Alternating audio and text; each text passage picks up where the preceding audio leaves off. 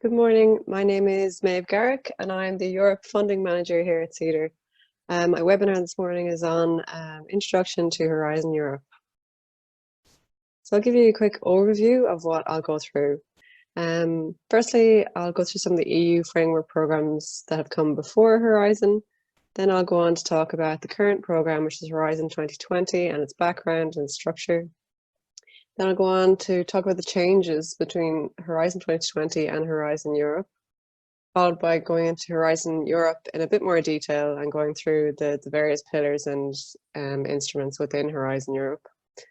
And then I'll talk about the effects of current events, including the COVID-19 pandemic and the UK and their status in Horizon Europe.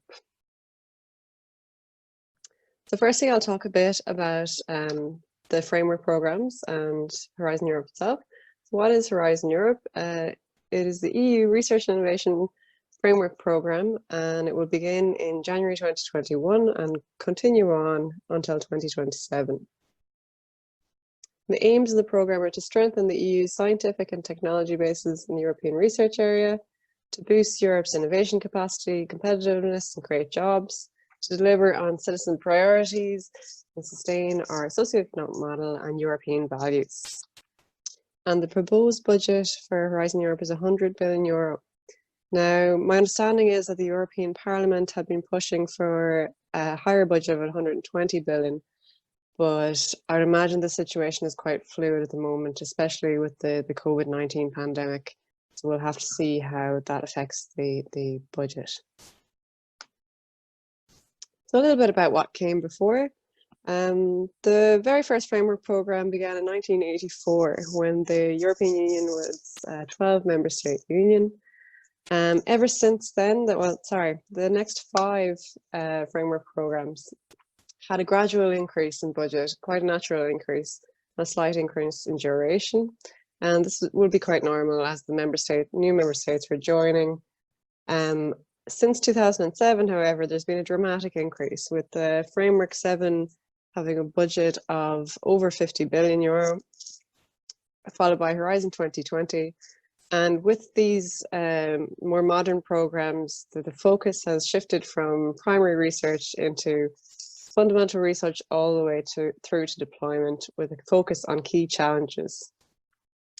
Horizon Europe is the 9th framework program and has the largest budget by quite a margin.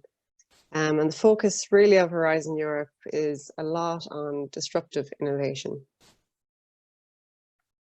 So a little bit more depth on the current program, which is the Horizon 2020 program. The reason I'm going into this now is because the general structure and the skeleton of the Horizon 2020 program is very similar to the Horizon Europe program. So I think it's important to give a background on where this new program comes from. So Horizon 2020 began in 2014 and it is still ongoing. So that's another reason it's important to give an overview of it. So the budget for Horizon 2020 was €80 billion. At the time, it was the highest funded framework program. And you can see here, the structure is this 3-pillar structure, and these extra instruments here at the bottom, I won't go into detail on today. There just won't be enough time for it. So Pillar 1, excellent science, Pillar 2, industrial leadership, and Pillar 3, societal changes. So excellent science, as the name suggests, is aimed at basic research, universities, laboratory equipment, science equipment. So it includes the European Research Council, Future Emerging Technologies, the Marie Curie actions, and research infrastructures. And it is a bottom-up pillar. And bottom-up means that it's a non-prescriptive and that the scientists are determining which direction the funding will go. Pillar 2, as the name suggests, is industrial leadership and includes the SME instrument and innovation support. And this pillar is a top-down, meaning that the endpoint is predetermined. The industry and the companies are deciding what areas need to be invested in, so the proposals will be aimed at those calls. Pillar 3 is societal changes. So health, climate action, security, food security, these topics that are important to citizens and important to national governments and have been predetermined by what society, the direction society and these European values are guiding the funding. So this is the top-down pillar. So a little bit about how Horizon 2020 has benefited Ireland. So Ireland drew down in excess of 900 million euro in funding, which is about 2% of the entire budget for the the Horizon 2020 programme. The majority of that budget, you can see 56% went to higher secondary education, with 35% going to private companies.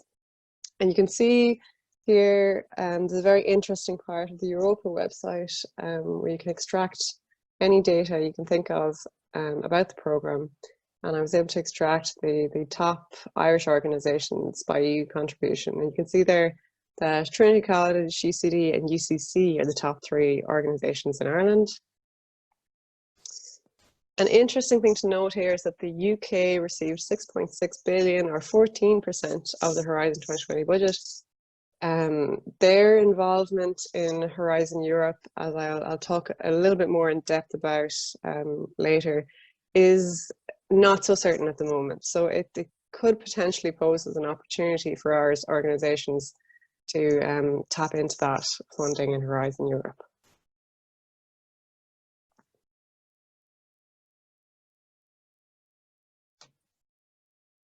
So what has changed going from Horizon 2020 to Horizon Europe, and what was learned in Horizon 2020? So the European Commission wants to support breakthrough innovation through the European Innovation Council, and I'll go into more detail on the European Innovation Council a little bit later.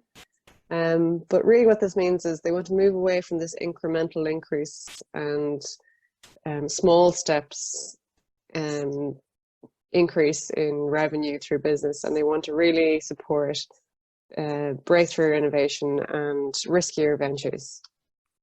Create more impact through mission-orientated and citizens' involvement. And what this is really a response to is the rise in populism around Europe and the world, and the need for the citizen to see the benefits of their investment and to be involved in the whole process. Strengthen international cooperation. So there's going to be a stronger link with national governments. Reinforce openness. This is also the citizen involvement aspect. Rationalize the funding landscape and encourage participation through spreading excellence. So what is the focus of Horizon Europe? The focus is a sustainable, fair and prosperous future for people and planet based on European values. And what are these European values? Tackling climate change is to the fore, so 35% of the budget will go towards this. Helping to achieve the Sustainable Development Goals. So these Sustainable Development Goals are set out by the UN, and it's these 17 tiles to your right here. Each of these goals has specific targets, a list of targets, and it's very important to be aware of the targets of each goal when writing proposals for Horizon Europe. So these goals are mainly targeting eradication of poverty, inequality, and climate change. And finally, boosting the union's competitiveness and growth. So again, just going to remind you of the Horizon 2020 structure, and the bones of this structure will remain relatively unchanged. There's a bit of musical chairs and changes in budgets, but I'll try to explain that over the next few slides. Here you can see an overview of the difference of Horizon Europe, and I'll go through it pillar by pillar now. So Pillar 1, there's not a lot of change in Pillar 1. So what's changed is the Future and Emerging Technologies instrument will become the EIC Pathfinder. There's also a slight increase in the budget for Pillar 1. Pillar 2 and 3, you'll see there is quite a significant change. So Pillars 2 and 3 are going to be combined into Pillar 2 of Horizon Europe and these clusters. Now I'll talk about these clusters later, but they're really is this top-down, specifying the areas that need to be focused on. And the SME instrument will become the EIC accelerator. Innovation support will become the European Innovation Ecosystem. The Joint Research Centre will be moved to Pillar 2. EIT will be moved to Pillar 3. And Euratom, which is the nuclear research, will have an increase in budget. So you can see then that the whole structure of the Horizon Europe very similar, but slight changes in structure and instruments moved about and reorganized. So for the Horizon program, the only top-down pillar is now Pillar 2. So this is where industry and society are dictating the means and the direction of funding. So a little bit more about Horizon Europe. So where does your company stand? Because it can be quite confusing seeing all these different instruments and all these different funding opportunities. So really Pillar 1 is TRL 1 to TRL 3. So your universities, your research institutes, it comprises of, as I was saying, the European Research Council, Marie Curie, research infrastructures. Pillar 2 spans from 3 until 6, so all of these clusters in the Joint Research Centre. Pillar 3 is a little bit unusual, mainly due to the EIC Pathfinder and Accelerator. So the Pathfinder is the enabling instrument, and it will be TRL 3 to TRL 5. And then the Accelerator is the scaling up, so TRL 6 to 7. So the Horizon program really spans 1 all through 7.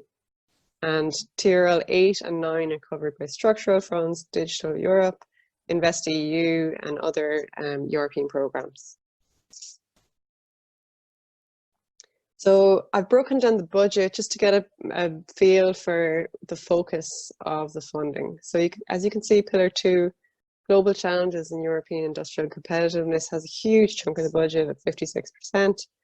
And I've highlighted the clusters here, and you can see the clusters that have emphasis. So digital, industry and space, climate, energy and mobility are both topping that with 15 billion. So you can see where the political will has translated through the budget here. And you can also see the European Innovation Council of Pillar 3 with 10 billion euro topping that pillar.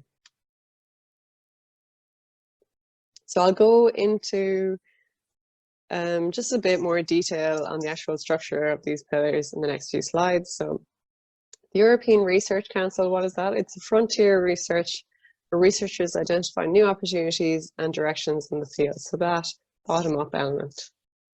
The Marie Curie actions enable research-focused organizations to hold talented foreign researchers, so exchange of foreign researchers and ideas. Research infrastructures are investment in infrastructure used beyond research. So this would include physical things like lab equipment or microscopes, lab investment.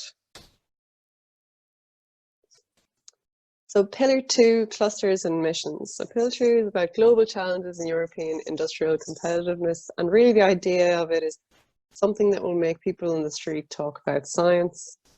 And the aim is to identify challenges and deliver solutions. So it's that top-down and the only top-down pillar in Horizon Europe. So how this pillar has really been structured, and the whole Horizon Europe ethos has been brought forward through these mission areas. So there were 5 expert groups appointed for each of these mission areas. So climate change, cancer, healthy oceans, carbon neutral and smart cities, soil health and food. So these are the challenges that need to be solved through Horizon Europe. And my understanding is that the actual final missions are not yet finalized, but at the end of September, those expert groups will have a final list. Now, these missions are accomplished not only through these clusters, but across the entire Horizon program. And the idea is that it's cross-cutting approach. So they're intertwined into every aspect of the program. So it's not just cancer linked with health. There's going to be it's going to be intertwined into all aspects of the program. And these synergies are still under development. So just to pick out one of the clusters to give you an idea of the structure.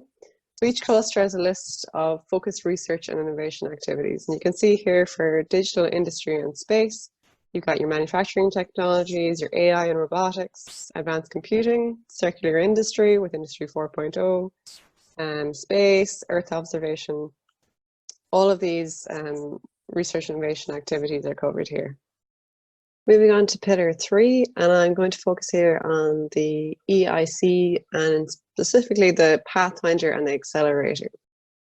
So the Pathfinder, which, as I mentioned before, was the old FET program, is focused on from early technology to pre-commercial, and it is this enabling instrument, so helping startups get started and get their foothold in the industry. The Accelerator program then, which is the old SME instrument, is for pre-commercial to market and scale up, so your prototypes. It's a disrupting technology. So this EIC is aimed at fast-growing companies. And what the EU is trying to do is to move away from this incremental approach to the more disruptive.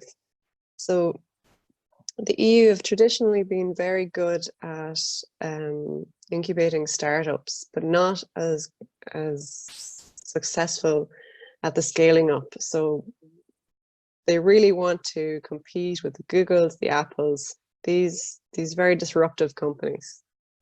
So Horizon is designed to make Europe an enabler and a disruptor. So I'll give a bit of detail on the structure of these work programs. So a work program will have a series of calls. These calls are broken into topics, and each of these topics has specific actions. These actions can be broken down to 3 main ones. These are the research and innovation action, which is for basic and applied research, and it's reimbursed at 100%. Innovation action, which is close to market, so at the prototype phase, and this is usually reimbursed at 70%, but at 100% for nonprofit organizations. Coordination and support action, as the name suggests, is for support, dissemination, policy, those kind of actions, and that is reimbursed at 100%. So a little bit about where we are now. So Horizon 2020 at the moment is still ongoing, so it's important to keep an eye on it. So the final calls are still rolling out, and this should finish up at the end of this year. Regarding Horizon Europe, the strategic phase finished last year, and we're now in the planning phase. So they're planning out the work programs currently. The first call then is planned for January 2021, and it'll run straight through until 2027. Now, the UK's involvement in Horizon Europe is a little bit uncertain at the moment. What from my understanding of reading the British Council study, which is linked here at the bottom, is that they're exploring third country participation. And this isn't entirely unusual. So there are many non-EU countries who have either full access or restricted access to many European programs. So for example, Horizon Europe will have Norway, Switzerland, Turkey, and Israel having full access to the program. So it's a possibility that the UK may have some form of access to the program. Of course, the current COVID-19 pandemic will have ripple effects that may affect the budget of Horizon Europe. It's still unclear how that is progressing, but President Ursula von der Leyen has vowed a recovery fund of at least €1 trillion, with 48 million being diverted from Horizon 2020 for projects on vaccines and treatments. The Commission have indicated they will not seek to divert money from Horizon into the recovery fund, and that funding for the program will be reinforced. Now, this is obviously an ongoing situation, so it's important to keep an eye on the Europa website, and President Ursula von der Leyen's Twitter account is also very good. She puts a lot up there on Twitter. So that leads me to my final slide, how to keep informed. So there's a range of websites, the Europa website, your national contact point, being on subscription lists is very important.